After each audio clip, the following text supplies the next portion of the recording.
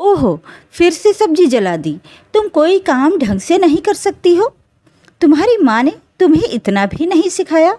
संभाल कर तरीके से किया करो। पता नहीं कैसी बहू उठा लाया है। मेरी तो जरा भी नहीं सुनती है।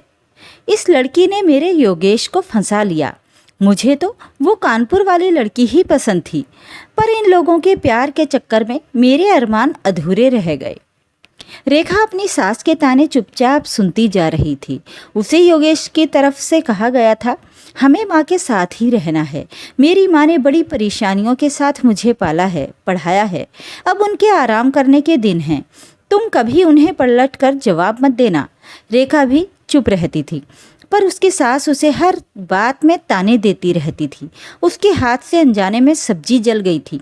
कोई भी अपने घर में जानबूझकर खाना नहीं जलाता है। वो तो बस थोड़ी सी चूक से गड़बड़ी हो गई।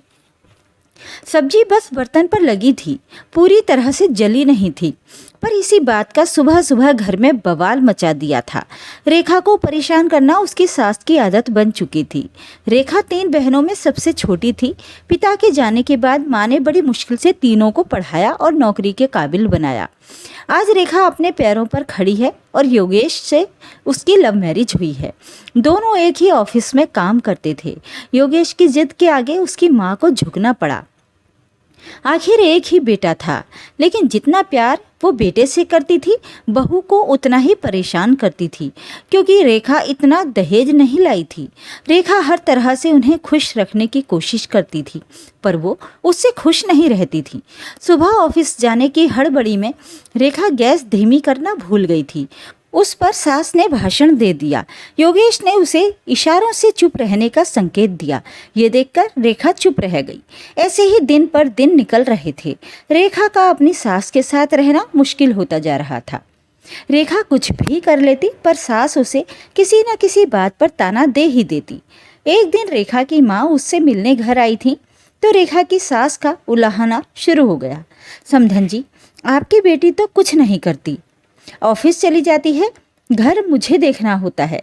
मैंने सोचा था बुढ़ापे में तो आराम मिलेगा।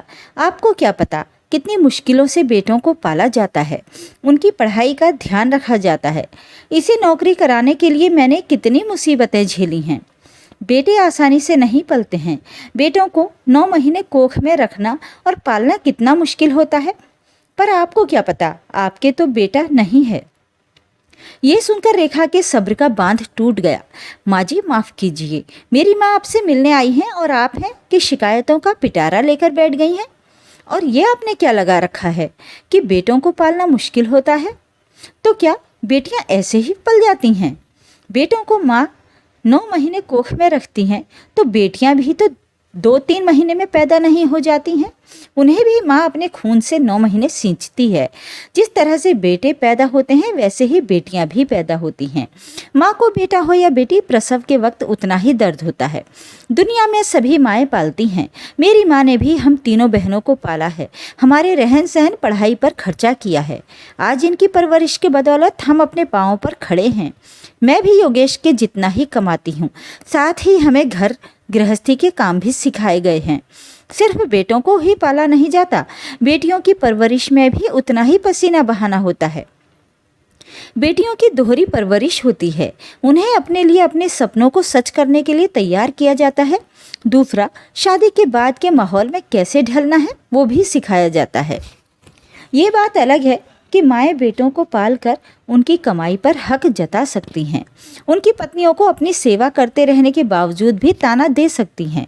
वहीं बेटियों की माँ को भी बेटी की शादी करके भी विदा करना होता है। उनके लिए दहेज जुटाना होता है। उनकी कमाई से वो 1 पैसे की उम्मीद नहीं करती हैं। इन सब के बावजूद भी वो बड़े लाड़ प्यार से अपनी बेटियों की परवरिश करते हैं। घर बसाने की सीख देने के साथ ही अपने पैरों पर खड़े रहने की शिक्षा देते हैं। उन्हें अपने सपने पूरे करने का मौका देते हैं, सारी सुविधाएं जुटाते हैं। उस हिसाब से देखा जाए तो बेटियों को पालना ज़्यादा मुश्किल है। बेटे तो आसानी से पल जाते हैं, उन्हें तो कुछ सिखाना भी नहीं पड़ता है। बेटी तो नाजुक कली की तरह होती है। उसे दुनिया की बुरी नज़रों से बचाकर महकते हुए, खिलते हुए ससुराल के आंगन में फिर से खिलना होता है। बेटियों की परवरिश बड़ी ही नाजुकता से करनी होती है। उसे आज के ज़माने के हिसाब से ढालकर मन से मजबूत और आत्मविश्वास से ओतप्रोत करना होता है। माँ जी, बेटों का तो हर ऐब छुप जाता है, पर बेटी पर लगा दाग नहीं छुपता। बेटे तो बड़ी आसानी से पल जाते हैं, उनमें कुछ कमी भी रह गई हो तो बेटी बहू बनकर उसे सुधार देती है, पर अगर बेटी को पालने में कुछ भी कमी रह जाए तो शादी के बाद उसे ही नहीं, उसके माता पिता को भी सुनाया जाता है। जैसा आप मुझे हर बार कह देती हैं कि तेरी माँ ने कुछ सिखाया नहीं। माँ जी, मैं अपनी हर जिम्मेदारी पूरी करती हूँ, घर की भी, ऑफिस की भी। आपने भी अपने बेटे के लिए किया है, मैं मानती हूँ। मैं आपका दर्द भी समझती हूँ, पर बेटी वाले भी अपनी बेटी को अच्छे से पालते हैं, उन्हें भी कम नहीं आंकना चाहिए।